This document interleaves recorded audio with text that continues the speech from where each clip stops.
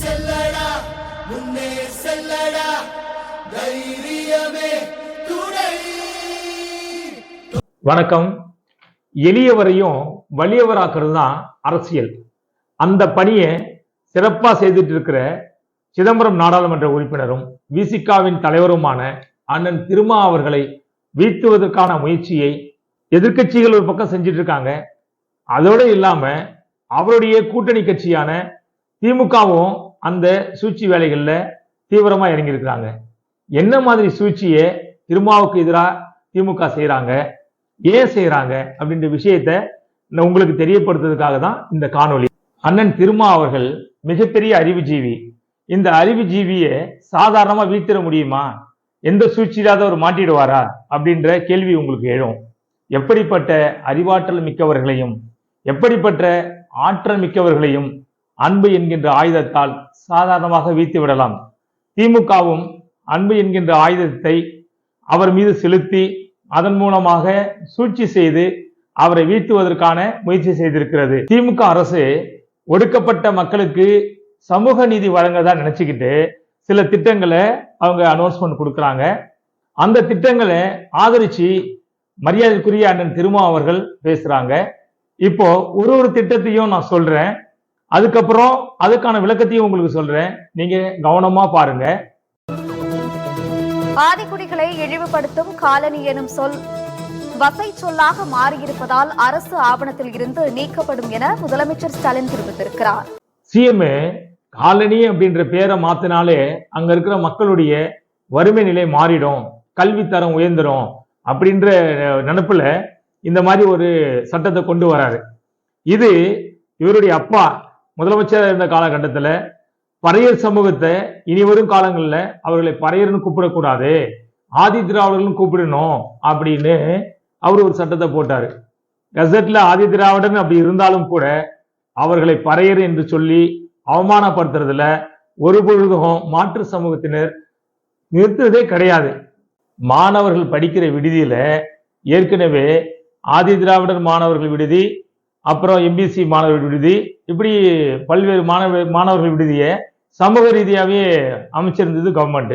இப்போ சமூக நீதி அப்படின்னு ஒரு பேரை வச்சு மாணவர்கள் விடுதிய ஒரு புது பேர் வச்சதால அங்க சமூக நீதி நிலைவிடும் நினைக்கிறாரு சிஎம். அதுக்கும் அண்ணன் திருமா அவர்கள் எப்படி பாராட்டுறாங்கன்னு பாருங்க. சார்ந்த பள்ளி கல்லூரி மாணவர்களுக்கான விடுதிகளை சமூக நீதி விடுதிகள் என்று பெயர் மாற்றம் செய்து அறிவித்திருக்கிறார் மாண்புமிகு தமிழ்நாடு முதலமைச்சர் அவர்கள். மாண்புமிகு முதல்வர் அவர்களை விடுதலை சிறுத்தைகள் கட்சியின் சார்பில் நெஞ்சார பாராட்டுகிறோம். சமூக நீதி மாணவர் விடுதின்னு வச்சா மட்டும் மாணவர்கள்லாம் ஒற்றுமையா இருப்பாங்கன்னு நினைக்கிறது மிகப்பெரிய தப்பு. அது மாணவர் விடுதின்னு பேரை வச்சு எல்லா தரப்பு மாணவர்களும் அந்த விடுதியில தங்கிறதுக்கான வாய்ப்பை கொடுத்து, ஒருவேளை அங்க ஒடுக்கப்பட்ட மாணவர்கள் மீது ஏதாவது தாக்குதல் நடத்தினா அந்த யார் தாக்குதல் நடத்துறாங்களோ அவங்க மீது கடுமையா நடவடிக்கை எடுக்கப்படும் அப்படின்ற ஒரு சட்டத்தை போட்டாலோ, அப்படி இல்லாட்டி அவங்கள அந்த விடுதியில தொடர்ந்து அனுமதிக்கப்படாது அப்படின்னு சட்டத்தை கொண்டு வந்தாலோ அது சரி. மாணவர் விடுதிக்கு சமூக நீதியின் விடுதியின் பேர் வச்சு அங்க தனித்தனியா, அப்பவும் சமூக நீதி விடுதின்னு சொன்னாலும் கூட இருதரப்பு மாணவர்களும், அதாவது ஒடுக்கப்பட்ட சமூகத்தை சேர்ந்த மாணவர்களும் மிகவும் பிற்படுத்தப்பட்ட மாணவர்களும் எல்லாம் தனித்தனியா தான் இருப்பாங்க. அந்த நிலை மாறணும்னா ஒரே மாணவர் விடுதியாக, சமூக நீதி விடுதின்னு சொல்லக்கூடாது, மாணவர் விடுதியா தான் இருக்கணும். இந்த விஷயத்தையும் அண்ணன் பாராட்டுறாங்க. அவங்க ஏன் பாராட்டுறாங்க, அதோட பின்விளைவு என்னன்னு நம்ம பின்னாடி சொல்லுவோம். மரியாதைக்குரிய அண்ணன் திருமாவை போலவே முன்பு பழைய காலத்துல இரட்டைமலை சீனிவாசன் தாழ்த்தப்பட்ட மக்களுக்காக தன்னை அர்ப்பணிச்ச மிகப்பெரிய தலைவர்.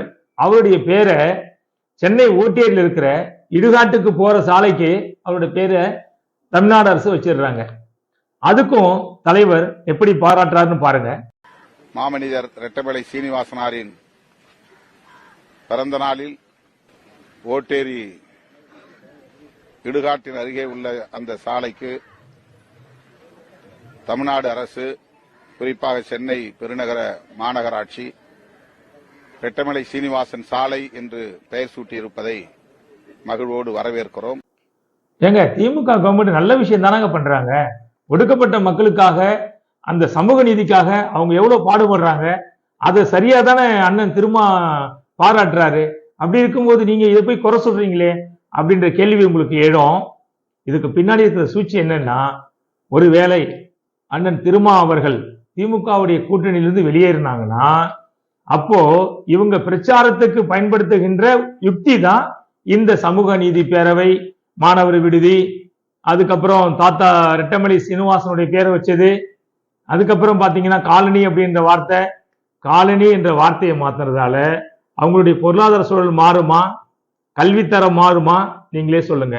இப்போ ரெண்டாவது இரட்டைமலை சீனிவாசன் அவருடைய பேரை எதுக்கு வச்சிருக்காங்க பாருங்க. ஓட்டேரிக்கு பக்கத்துல ஒடுக்கப்பட்ட மக்கள் அதிகமா வசிக்கிற ஒரு ஏரியாவில், அதுவும் இடுகாட்டுக்கு போற வழியில ஏற்கனவே அவரை தாழ்த்தப்பட்டவரா இவங்க நினைக்கிறதாலதான் அந்த பகுதிக்கு அந்த பேரை வைக்கிறாங்க. உண்மையிலேயே இரட்டைமலை சீனிவாசன் அவர்களை கொண்டாடணும்னா சென்னை ஜிஎஸ்டி ரோட்டுக்கு கூட அவர் பேரை வச்சிருக்கலாம். மிகப்பெரிய ஒரு தலைவரை எப்படி பேரை வச்சு எப்படி கொண்டாடணும் இல்லாம பிரதான சாலைகளுக்கு வைக்காம இடுகாட்டுக்கு போற சாலைக்கு பேரு இரட்டைமலை சீனிவாசன் வச்சுட்டாரு. அதனால ஒடுக்கப்பட்ட மக்கள்லாம் அவரை கொண்டாடுவாங்க அப்படின்னு நினைக்கிறாங்க. திமுக செய்யற சூழ்ச்சி அண்ணன் திருமாவுக்கு தெரியாதா அப்படின்னு கேட்பீங்க. தெரிஞ்சிருக்கலாம். ஆனா ஒடுக்கப்பட்ட மக்களுக்கு எந்த வகையிலாவது எப்படியாவது ஒரு நன்மை நடந்துராதா அப்படின்னு ஏங்கி தவிக்கிற திருமாவுக்கு இப்படிப்பட்ட விஷயங்களை சொன்ன உடனே மக்களுக்கு ஏதோ நடந்துடுச்சு அப்படின்ற ஏற்கனவே அவருடைய தாக்கத்துல அவருடைய தாகம் தணிஞ்சதா அவர் நினைச்சிருப்பாரு. அதனால அதை அவர் நன்றி சொல்லி வாழ்த்திடுறாரு. ஆனா திமுக வழக்கம் போல் அவங்களுடைய உள்குத்து வேலையை செய்யறாங்க. திமுக அண்ணன் திருமாவை பார்த்து அண்டர்எஸ்டிமேட் போடுறாங்க. திருமா அப்படி என்பது ஒற்றை வார்த்தைன்னு நினைக்கிறாங்க. அது ஒற்றை வார்த்தை அல்ல, ஒட்டுமொத்த ஒடுக்கப்பட்ட மக்களின் முகம் என்பதை மறந்துவிட்டால் திமுக வீழ்ந்து போவது உறுதி. திமுக கூட்டணி கட்சிகளை வீழ்த்துறதுக்கு எப்பவுமே முயற்சி பண்ண மாட்டாங்க அப்படின்ற கேள்வி நீங்க எழுப்பலாம். ஆனா அவங்க கண்டிப்பா பிசிகாவுக்கு எதிராக சூழ்ச்சி செய்யறாங்கன்ற விஷயம் உங்களுக்கு புரிய வைக்கணும். அதாவது காங்கிரஸ் கட்சியை சேர்ந்த பீட்டர் அல்போன்ஸுக்கு சிறுபான்மை பிரிவு வாரிய தலைவரா கொடுக்கறாங்க. அந்த சேர்மன் பதவி கொடுக்கும்போது அவர் என்ன சொல்றாரு, கூட்டணி தர்மம், அதனால அந்த பதவியை அவருக்கு நாங்க கொடுக்கறோம் அப்படின்னு சொல்றாரு. அதே மாதிரி தாட்கோட சேர்மன் பதவியை விசிகாவுக்கு கொடுத்திருக்கலாமா வேணாமா? ஏன் கொடுக்கலன்னா, விசிகாவுக்கு கொடுத்தா அங்க இருக்கிற ஒடுக்கப்பட்ட மக்கள் வளர்ந்துருவாங்க, வளர்ச்சி அடைஞ்சிருவாங்க, கூடவே விசிகாவும் வளர்ந்துரும். அப்படி வளர்த்து விடக்கூடாது. விசிகா ஏற்கனவே மக்கள் செல்வாக்கோடு மக்கள் பெரும்பான்மையோடு அவங்க தனிப்பெரும்பான்மையோட வர்ற அளவுக்கு அவங்க தன்னை வளர்த்துட்டு இருக்கிறாங்க. வளர்த்து விட்டுட்டா நமக்கு எதிராகவே அவங்க நின்றுடுவாங்க. அப்படி என்ற தீய எண்ணத்தோடு தான் நம்ம சிஎம் தாட்கோ சேர்மன் பொறுப்பை அவங்களுக்கு கொடுக்கல. இதெல்லாம் புரிஞ்சுக்கிட்டு ஒடுக்கப்பட்ட மக்கள், பிற்படுத்தப்பட்ட மக்கள் அண்ணன் திருமா அவருடைய கரங்களை வலுப்படுத்தணும். அதுதான் அவருக்கு நீங்க செய்கிற நன்றி கடன். நன்றி, வணக்கம்.